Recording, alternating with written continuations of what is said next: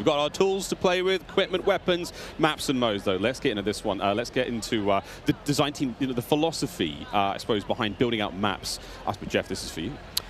Yeah, right from the start, we knew we wanted to build another big map, not only for Battle Royale, but also for this other mode that we've been working on for quite a long time. I read about that on the internet. Ah, yes. But, when you lay out these big maps, it's kind of a collection of all these little POIs, these points of interest. And within each of these, we've really fine-tuned that they can play large-scale core modes like Ground War, and a bunch of others really well.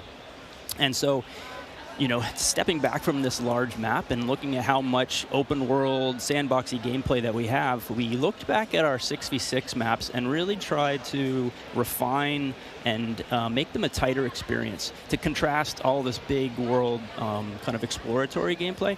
So the maps for 6v6, in comparison to the last game, they're just a little bit more straightforward, a little bit more refined, and I think fans will really enjoy how quick they play.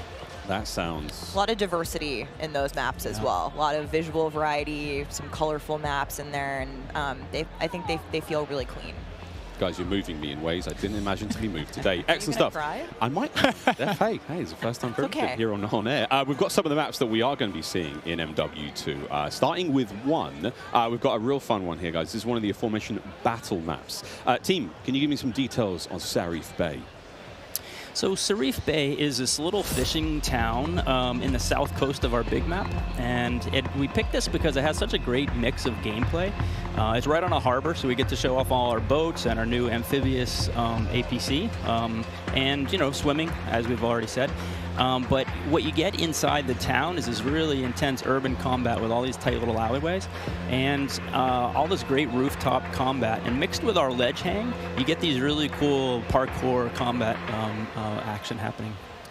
Yeah, I love how you describe the rooftops there on this map specifically as like a separate ecosystem. You can kind of migrate that entire vertical. You can go up there and just hang out and fight other snipers.